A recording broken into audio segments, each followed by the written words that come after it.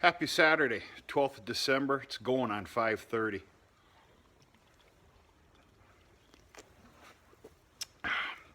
Maybe I should clarify that, 5:30 p.m. Okay, we're going to do a little chintzy little update video on how everybody's doing. Do a little jibber jabbering. We're going to take a look at the cows. I'm going to show you a couple of my little tricks of the trades that are no secrets to free water during the winter and what I do.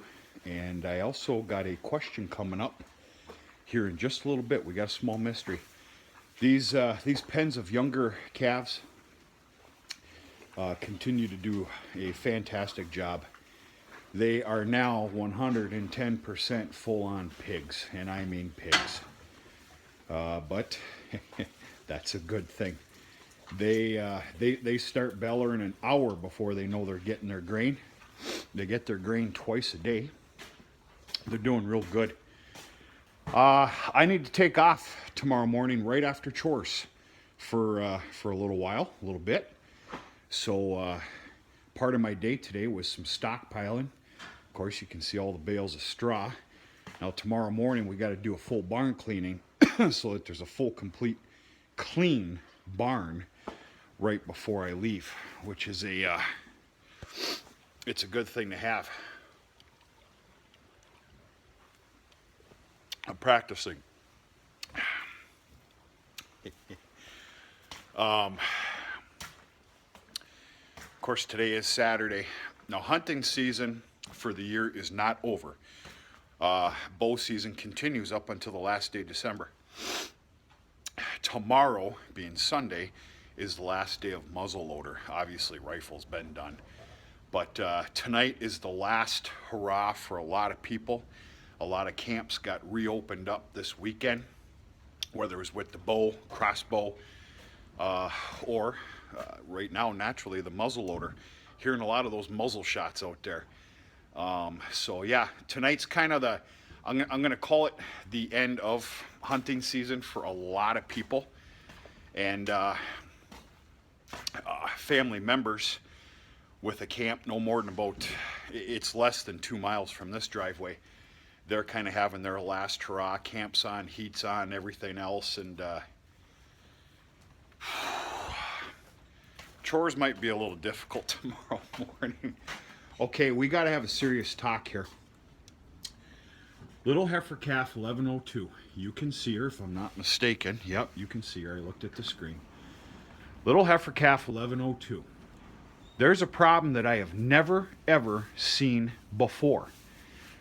It's almost like her back is broken, but it's not broken. She can get up and she can stand up.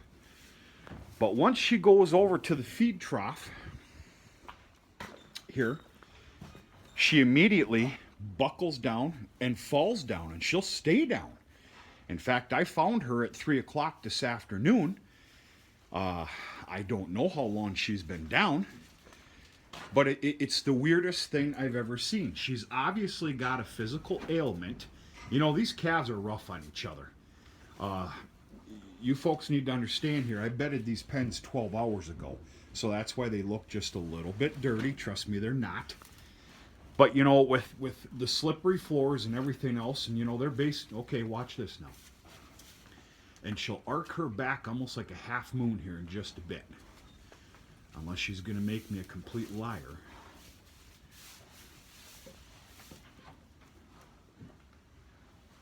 She's making me a liar.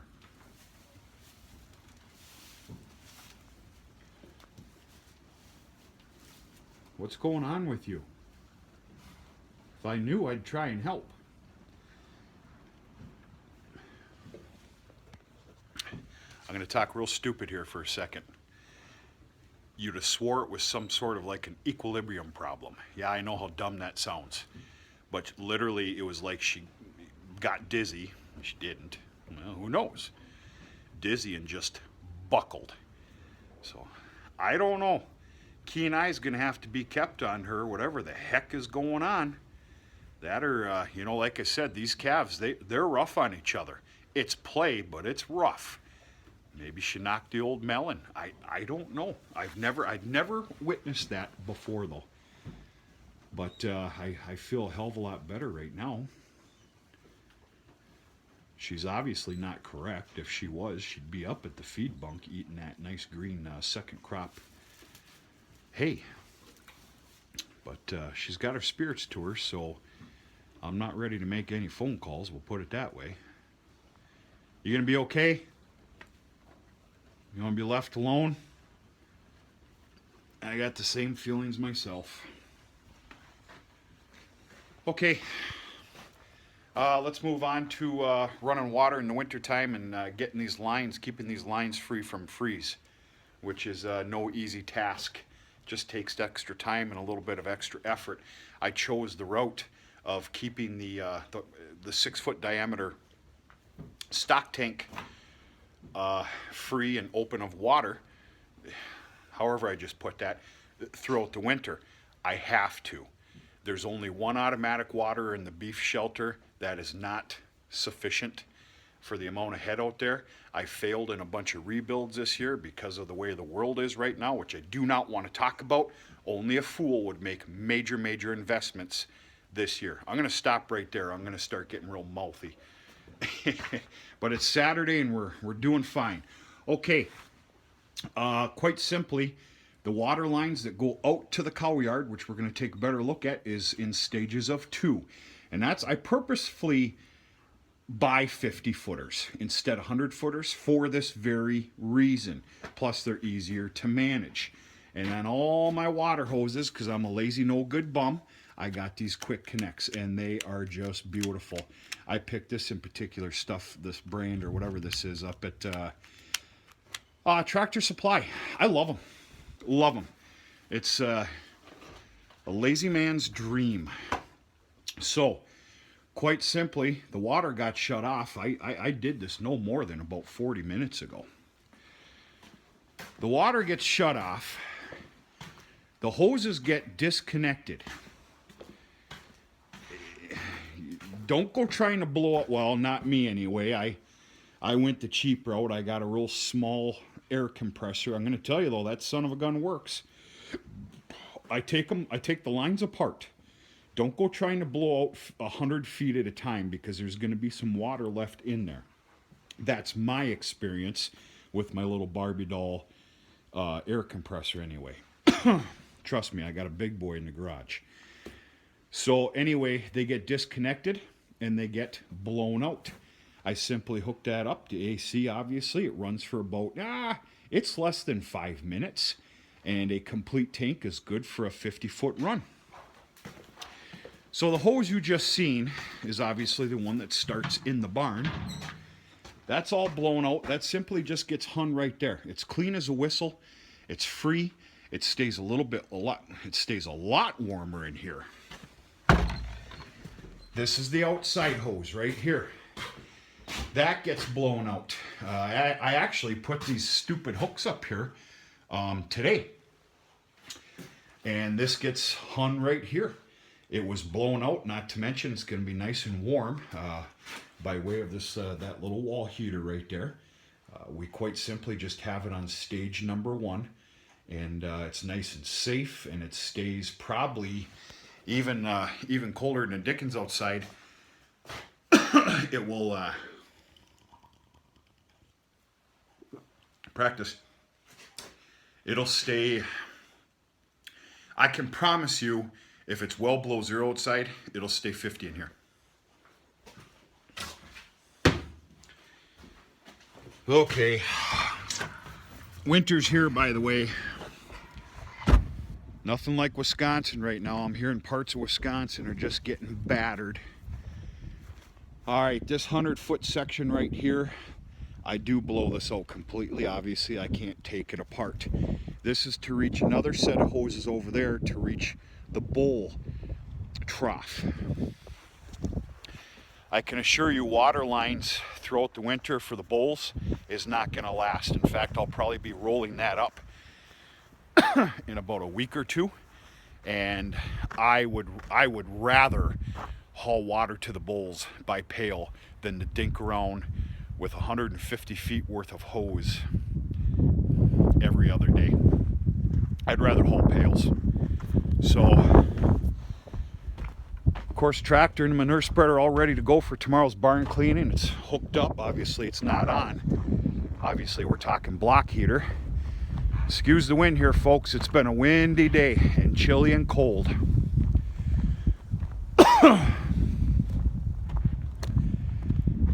And of course, this is the tank that I'm going to choose to keep going. I start that water at when I'm done in my initial mornings. I get the water going by about 6:30. It runs all day long. Of course, I shut it off about 45 minutes ago. That's what's left. It's a major help. I'm still set up for vaccinations here because I'm not done. We got 60 of them. Obviously, we got more to go. And things are just going to have to linger for a bit. Hopefully this weather doesn't get too crazy and stupid on us. But that's my mad stupid science here on water lines, keeping things free for the winter. You get just 3 or 4 inches worth of frozen water in one of those hoses and you're playing hell. Right, girls? Huh? What are we thinking here? We're all huddling around getting warm or what? You bunch of sissies?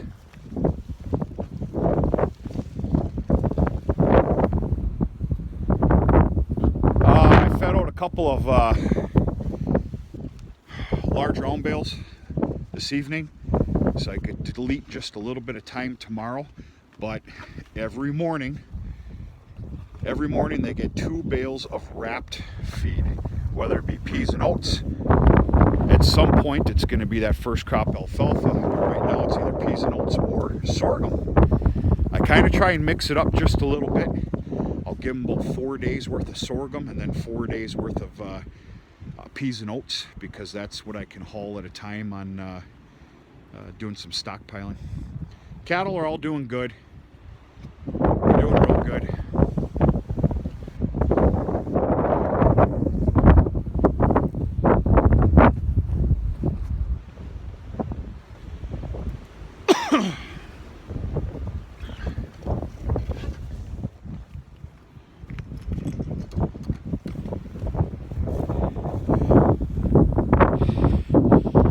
I don't have the time right now because there's stuff I got to get done here before the real dark sets in, but we'll explain the vaccination process here yet to come.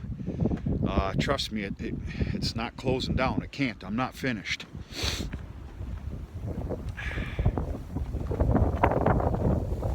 Heifer lot's doing real good.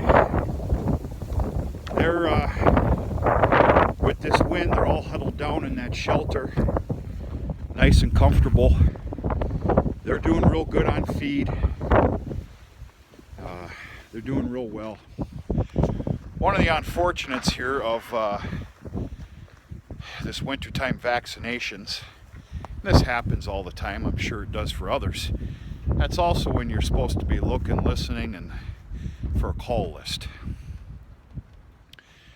Well, I regret to inform you that there's 3 animals that made the call list for the spring. If for some odd reason they're not carrying. If they're carrying, obviously they're going to have their calf and they're going to raise that calf, but they will purposefully not be AI bred.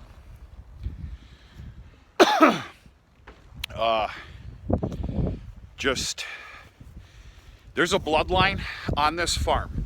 I could tell the story, but I don't want to get into it because it gets a little personal. There's a bloodline that's on this farm that is absolutely horrible, and that is that's the last 3. They're easy to tell. There's no mistake in it. Obviously, their numbers prove where they're from, but just their attitude and their head and the way they act. We almost got into some big trouble the other day. It was it could have gotten bad, but anyway, you just got to be careful. And I'm not putting up with that crap. You know, I can't hardly afford to just call you know, how do I say it? A cow that can produce me a calf, for God's sakes. That's his farm's paycheck. I can't afford to get my butt whooped and lay up in a hospital either.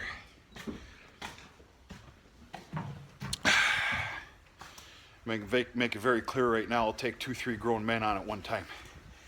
In fact, that sounds like fun. You throw a 1,300, 1,200, 1,400 pound animal that's pissed off. Talk as tough as you want, you're going to be hurting.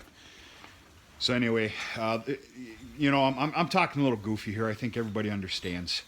There's 3 animals that are, I can't believe I'm saying this, but I almost hope that they're not going to have a calf here this spring. They are, and they're going to be allowed to tend to it and care for it because I have to have them do that. They'll purposefully not get AI bred. Whatever happens with the bull happens. I'm not going to separate them because they need to be out with the herd and take care of their calves, let it nurse. But they will be on a list for a fall culling. Folks, that's about it. I got a few things to do here. That's about almost 17 minutes here. I got to wrap this evening up. Get cleaned up just a little bit. Get out some venison sausage. Get it cut up. Kind of contribute to the little gathering of have a drink to the hunting gods and kind of go from there. Like I said, I need to take off tomorrow morning for a little bit. So I'm going to go AWOL for a bit and I don't know, see what we can do. Talk to you sooner and later.